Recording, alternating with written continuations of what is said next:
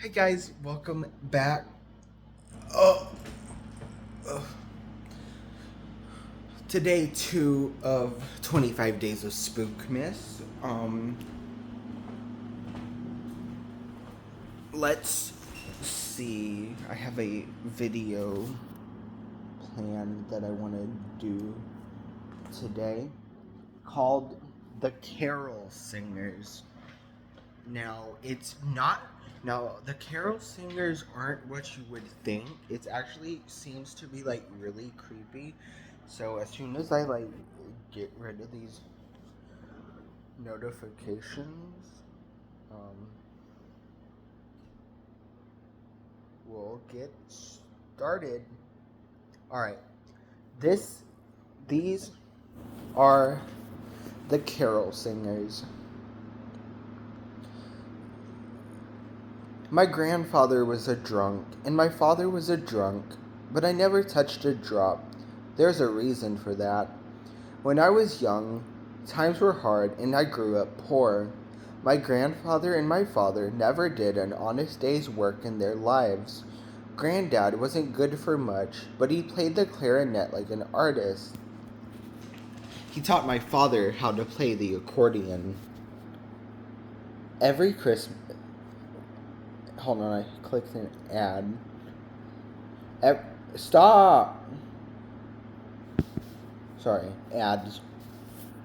This one's like really sensitive, and if I even like go near it, it'll click it. So every Christmas, they would gather a group of their friends and go from door to door playing Christmas music, singing Christmas carols, and begging for money.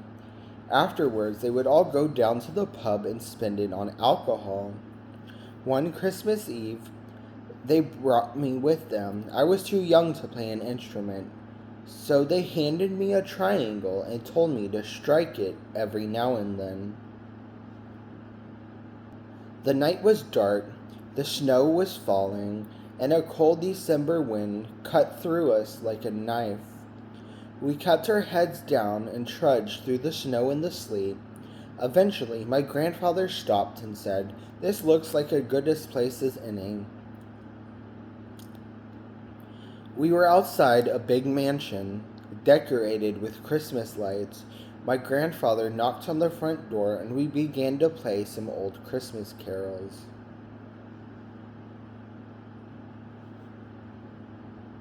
The door of the house swung open, and in the dim light, I saw the young woman standing there.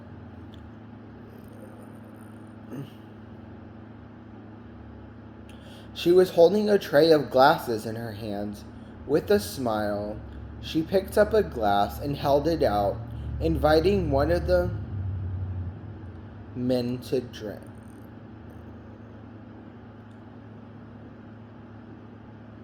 My grandfather rubbed his hands together with glee and took the glass. Typical alcoholic. Mm-hmm. Just then I looked up, and in the window above I saw a face peering out of the shadows, a face that was hideous beyond words. I looked back at the woman in the doorway, and her face was hideous too.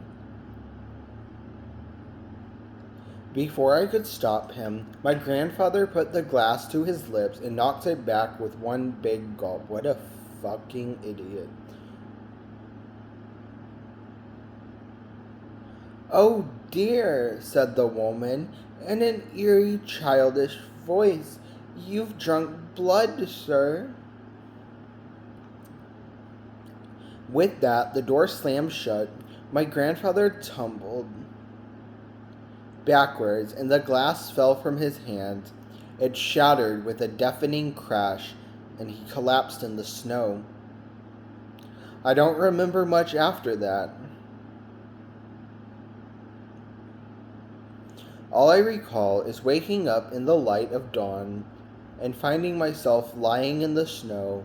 The other men were lying all around me, just waking up themselves. My father got to his feet and rubbed his head. The woman had disappeared, and the house was boarded up and abandoned. All that was left was a dark red stain in the snow. where the glass had broken. My grandfather lay there in the snow beside it, his face all purple and swollen. He was as dead as a doornail. We hurried home that morning and called the police. They picked up my grandfather's body and brought it to the mortuary. My father told them what had happened, but they didn't believe a word of his tale. They said the house had been vacant for over 100 years.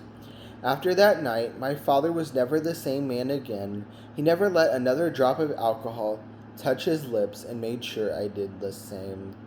And that is how that story ends. So, like, literally, that is so, so creepy.